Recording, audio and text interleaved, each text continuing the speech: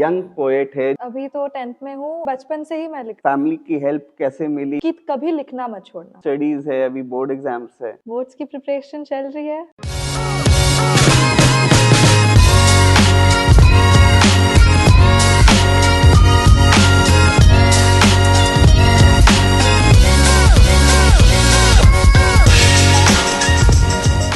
नमस्कार, जोहार। आज इंटरव्यू विद दिलबीर सिंह के स्टूडियो में आई है एक बहुत ही यंग पोएट। जी हाँ, कृतिका सरकार। कृतिका, बहुत बहुत स्वागत है हमारे स्टूडियो में। मैं आपको बता दूं कि कृतिका सरकार बहुत अच्छी एक यंग पोएट है जिन्होंने बहुत अच्छी बुक लिखी है। एंड कृतिका, आप ये बताओ कि पहले आप स्कूल गोइंग हो? हाँ जी। कौन से स्टैंडर्ड में हो? अभी तो 10th में हूँ और सरला बिरला पब्लिक स्कूल। 10th में हो and Sarla Birla public school. क्या बात है। तो आपको कैसे, कौन इंस्पायर किया कि ये बुक लिखनी चाहिए आपको? एक्चुअली मैं लिखती थी, बचपन से ही मैं लिखती हूँ। जब से आई गेस मैं 1 स्टैंडर्ड में हूँ, तब से ही मैं लिखना चालू कर दी थी। पहले मैं शॉर्ट स्टोरीज लिखती थी, जो कि मॉरल स्टोरीज होता था ना। ओके।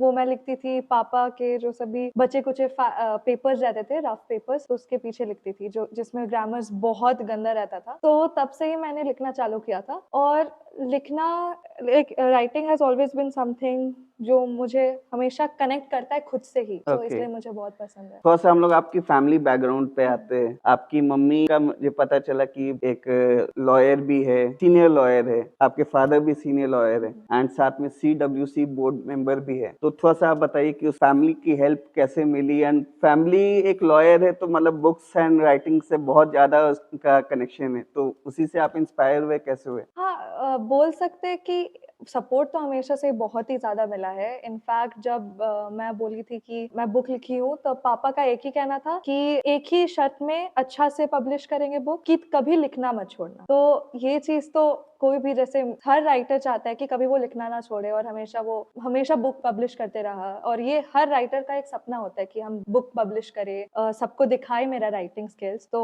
ऑफ कोर्स फैमिली से तो बहुत सपोर्ट आया। और बात रहा प्रोफेशनल बैकग्राउंड के थ्रू, तो मुझे हमेशा से ही पढ़ने में, नॉवेल्स हो गया, बुक्स हो गया, उसमें बहुत ही ज्यादा इंटरेस्ट था। और पापा का जैसे ऑफिस है, वो पूरा it's like filled with books. पढ़ती तो ऑफ कोर्स नहीं थी बचपन में, लेकिन देख के बड़ा सुंदर लगता था कि इतना सारा बुक्स। तो books has always been something really meaningful to me, बचपन से ही। क्या बात। कृतिका, आप अपनी स्कूल की स्टडीज एंड बुक राइटिंग, इसको दोनों को कैसे आप मैनेज करते हो?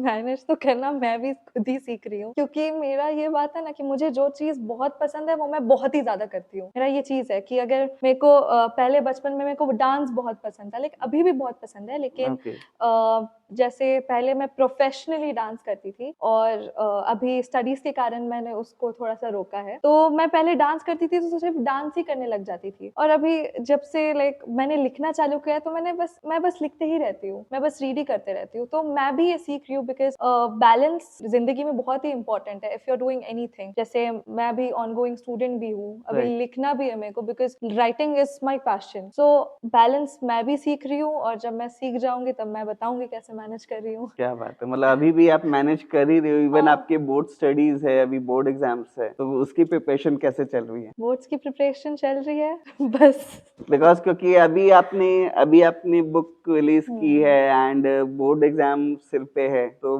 बुक की प्रमोशन पे ज्यादा ध्यान है कि स्टडीज पे? नहीं, बात ये है कि book is not something which is different from me. ऐसा नहीं है कि हाँ मैं अभी बुक लिख रही हूँ तो मैं बुक ही लिखती हूँ। ये मेरा एक लाइफस्टाइल है, लाइक डेली रूटीन में है कि मेरे को आज अच्छा नहीं लग रहा है, मैं लिख दी। आज मेरे को बहुत अच्छा लग रहा है तो मैं वो भी लिखी। तो ये ऐसा नहीं लगता कि सेपरेटली मेरे को टाइम निकालना पड़ता है। ये मेरा लाइफ के साथ ही एक वो लाइफस्टाइल के अंदर है, तो इसलिए कोई दिक्कत नहीं होता है। क्या बात। कृतिका, आपको अपनी पहली बुक लिखने का इंस्पिरेशन कहाँ से मिला? एक्चुअली जब मैं बुक लिख रही थी, ऐसा नहीं था कि मैं बुक लिख रही हूँ। ये एक्चुअली ये सारा कलेक्शन है पोएट्रीज और प्रोज का, जो कि मैं बहुत पहले ही लिख रही थी। तो मैंने वापस से सोचा कि क्यों ना इसे एक कंपाइलेशन करके पब्लिश किया जाए, फ्रेम करके एक अच्छे से लेके आए, ताकि बाकी लोग भी, जो लोग ऐसा चीज महसूस करते हैं, बिकॉज ये book is not just based on me, it is also based on my observation, जो बाकी लोग महसूस करते हैं और जो मैं खुद भी महसूस की हूँ। क्योंकि एक राइटर का होना इज लाइक दो चीज पे डिपेंड करता है। एक, वो अपने खुद के इमोशंस को बहुत अच्छा से महसूस करे, दूसरे, जो बाकी लोग जो फील करे उसको भी बहुत अच्छा से महसूस करे। तो मैं सोची कि एक पब्लिश करती हूँ ताकि बाकी लोग भी इसे पढ़ सके। ऐसा ना उन्हें फ़ील हो कि हाँ, कि मैं कुछ अलग हूँ, सब लोग के साथ ही ये होता है और मैं भी मेरे जैसा भी कोई है। तो क्या इसीलिए। बात कृतिका, आपकी बुक का टाइटल अबिस काफी डीप है, तो ये इसको कैसे आप इंस्पायर होता है, किससे आपको ये टाइटल मिला? अबिस का मतलब होता है इन लिटरल सेंस, इसका मतलब होता है deep whole, but when you go deep into this word, इसका मतलब होता है कि एक खोखला सा हिस्सा जो कि सब लोग को सुन के ही बहुत अटपटा सा लगता है या फिर वियर्डनेस सा लगता है, but when like coming to this book, abyss का मतलब है कि हमारे सबके अंदर एक रॉएस्ट पार्ट होता है कि जो हम लोग सबसे वल्नरेबल इमोशंस हम सबके ही होते हैं। तो इसीलिए ये बुक का नाम अबिस है, बिकॉज़ ये book is actually a journey. जब आप पढ़ेंगे इस बुक को, तो आपको ऐसा नहीं लगेगा कि आप बस पढ़ रहे हैं इसको, ऐसा लगेगा कि एक स्टोरी है। ऐसा नहीं लगेगा कि पोएट्रीज़ एक अलग-अलग पोएट्रीज़ है, ऐसा लगेगा कि ये पार्ट 1 पोएट्रीज़, पार्ट 2 और फिर धीरे-धीरे लाइट के थ्रू लाइक लाइट की तरफ लेके जा रहा है। तो अबिस से लाइट तक का जर्नी ये बुक का वाह इंडिकेशन है। कृतिका, अबिस की जो पोएम्स है तो वो आपके लिए इमेजिनेशन है या आप उसे कैसे करते हैं डिफाइन? कुछ कुछ इमेजिनेशंस भी है, but mostly I would say कुछ-कुछ मेरे पर्सनल एक्सपीरियंस है और कुछ-कुछ ऑब्जर्वेशन स्किल्स है। ओके। बिकॉज़ मेरा बहुत ज़्यादा ये आदत है कि मैं हमेशा अपने सराउंडिंग्स को ऑब्जर्व करते रहती हूँ। जो कि आई गेस नॉट जस्ट मी, हर ही एक जो भी जिसको भी लिखना बहुत पसंद है, हर ही एक राइटर का बहुत ये स्किल होता है कि ऑब्जर्व करे थिंग्स।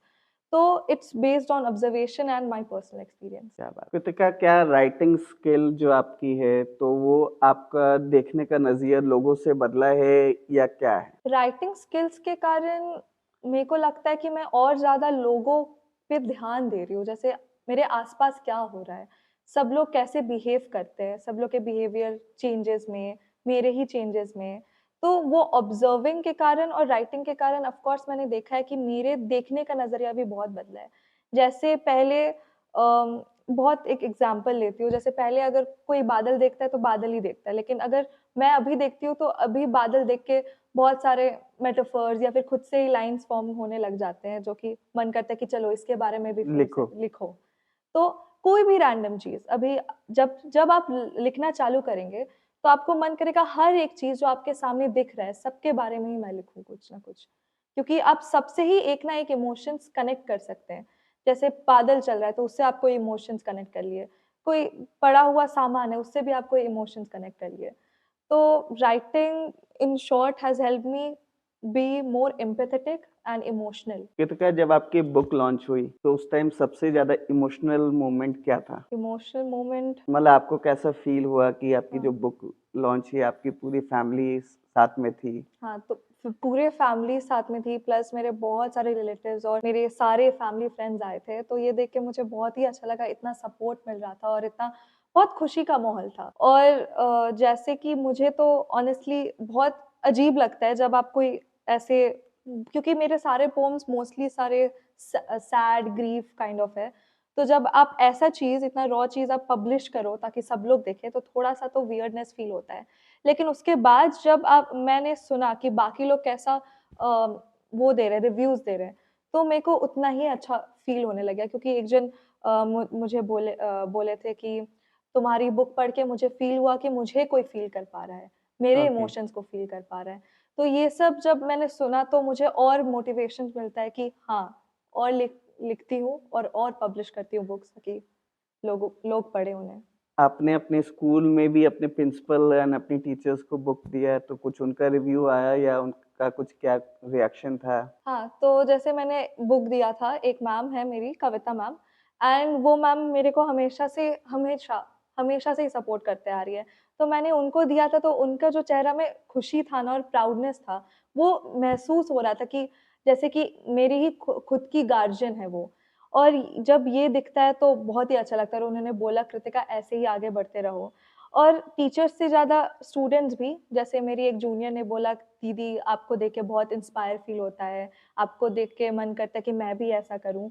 तो जब जूनियर्स, सीनियर्स, टीचर्स ऐसा बोलते हैं तो बहुत ही अच्छा लगता है और भी मोटिवेशन मिलता है। कृतिका, कुछ अपनी आपकी एक बुक की कोई आपकी फेवरेट पोएम हो जो आप सुनाना चाहते हो, प्लीज? इस बुक से मेरी 2 फेवरेट पोएम्स हैं।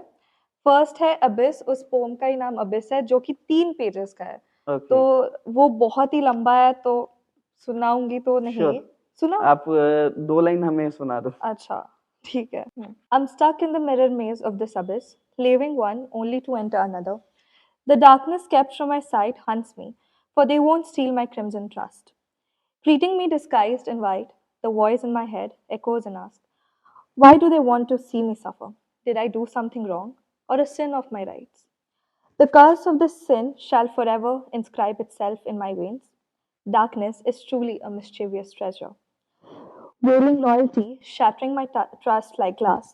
Trust, one word, 5 letters, hits itself for a chant last. And अगर हम लोग ये बुक की बात करें तो क्या ये ऑनलाइन कहाँ-कहाँ पे अवेलेबल है एंड लोकल स्टोर्स में कहाँ पे अवेलेबल है कि सो दैट हमारे ऑडियंस बाय करना चाहे तो? Abyss अवेलेबल है Amazon, Flipkart, Barnes and Nobles and 30,000 plus online stores and अभी तक ऑफलाइन स्टोर्स में अवेलेबल नहीं है, but I hope soon available हो जाएंगे। ओके, तो गाइस हमें लिंक जो है डिस्क्रिप्शन बॉक्स पे आपको मिल जाएगा। कृतिका, जैसे आप अभी स्कूल गोइंग गर्ल हो, तो एक आप अगर जैसे फूड सेक्टर्स को आप किस हिसाब से देखते हैं? कौन सा फूड जॉइंट कहाँ जाना चाहते हैं आप पेरेंट्स के साथ? मैं तो पेरेंट्स के साथ बहुत ही हर हर जगह मैं एक्सप्लोर करती हूँ ज़्यादा। ऐसा नहीं है कि एक फिक्स जगह हम लोग हमेशा जाते हैं। मोस्टली मैं अपनी मम्मी के साथ हर जगह एक्सप्लोर करते रहती हूँ। तो मेरे को एक्सप्लोर करना बहुत पसंद है, लेकिन हाँ, खाने में मेरा फिक्स्ड बहुत है कि मेरे को कुछ भी अच्छा चलेगा, बस चिकन होना चाहिए। ओके, क्या बात है। तो आप कौन से रेस्टोरेंट ज़्यादा जाते हो कि सो दैट एंड वहाँ का कौन-सा फूड आपको बहुत अच्छा लगता है? मोस्टली मैं अपने दोस्तों के साथ मुक्का बहुत जाती हूँ और मौका। मुक्का, और अपनी मम्मी के साथ आई गेस लेवी, बहुत सारे लेवी हो गया, फिर पंजाबी। क्या वहाँ का फूड आपको सबसे बेस्ट लगता है? मौका का हो गया या लेवी का हो गया या मे- पंजाबी किचन आपने हाँ, बोला? हाँ, पंजाबी दरबार को भी जा रहे हैं, तो अच्छा, अभी जा रहे हैं। जा रहे हैं अभी। लाइक हम लोग का ऐसा नहीं है कि एक चीज बहुत दिन चला, फिर हम लोग स्विच कर गए, और फिर वो बहुत दिन चलेगा, फिर स्विच कर गए, ऐसे हम लोग का चलते रहता है।